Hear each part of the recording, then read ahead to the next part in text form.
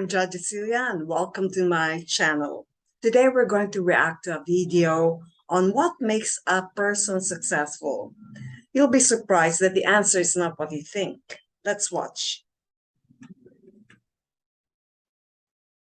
When I was 27 years old, I left a very demanding job in management consulting for a job that was even more demanding, teaching.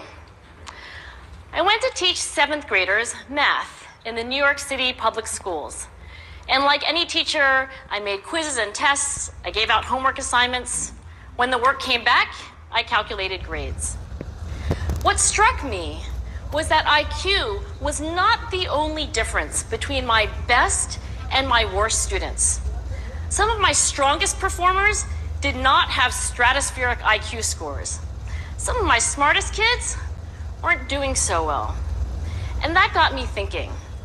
The kinds of things you need to learn in 7th grade math, sure, they're hard. Ratios, decimals, the area of a parallelogram. But these concepts are not impossible. And I was firmly convinced that every one of my students could learn the material if they worked hard and long enough.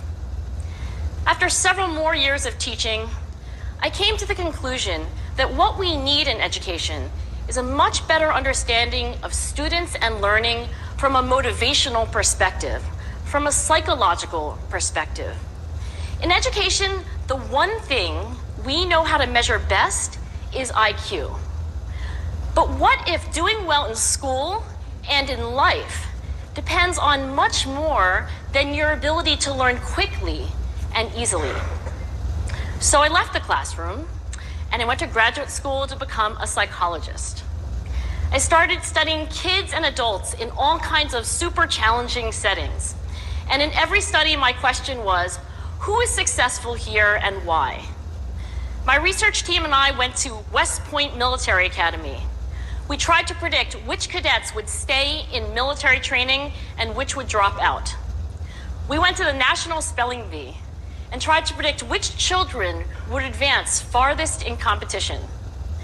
We studied rookie teachers working in really tough neighborhoods, asking which teachers are still going to be here in teaching by the end of the school year. And of those, who will be the most effective at improving learning outcomes for their students? We partnered with private companies asking which of these salespeople is going to keep their jobs and who's going to earn the most money. In all those very different contexts, one characteristic emerged as a significant predictor of success. And it wasn't social intelligence, it wasn't good looks, physical health, and it wasn't IQ.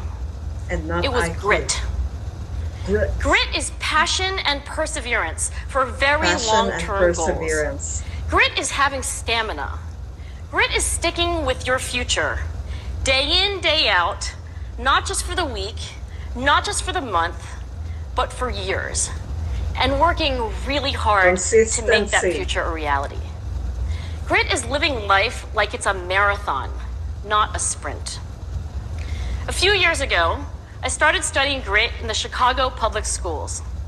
I asked thousands of high school juniors to take grit questionnaires, and then waited around more than a year to see who would graduate. Turns out that grittier kids were significantly more likely to graduate, even when I matched them on every characteristic I could measure. Things like family income, standardized achievement test scores, even how safe kids felt when they were at school. So it's not just at West Point or the National Spelling Bee that grit matters, it's also in school, especially for kids at risk for dropping out. To me, the most shocking thing about grit is how little we know, how little science knows about building it. Every day, parents and teachers ask me, how do I build grit in kids? What do I do to teach kids a solid work ethic? How do I keep them motivated for the long run? The honest answer is, I don't know. What I do know is that talent doesn't make you gritty. Our data show very clearly that there are many talented individuals who simply do not follow through on their commitments. Success. In fact, in our data, grit is usually unrelated or even inversely related to measures of talent. So far, the best idea I've heard about building grit in kids is something called growth mindset. This is an idea developed at Stanford University by Carol Dweck, and it is the belief that the ability to learn is not fixed, that it can change with your effort.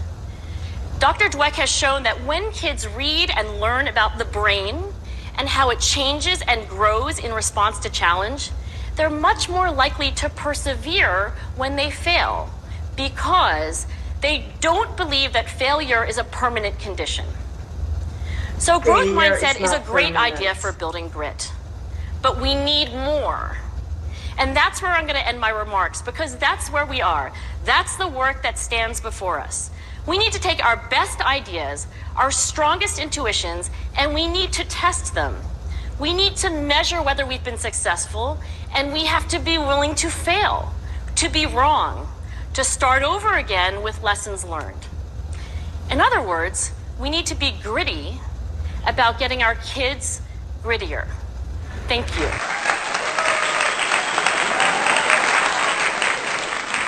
So passion, talent, and grit makes you successful. So I'll see you again next week. Bye-bye.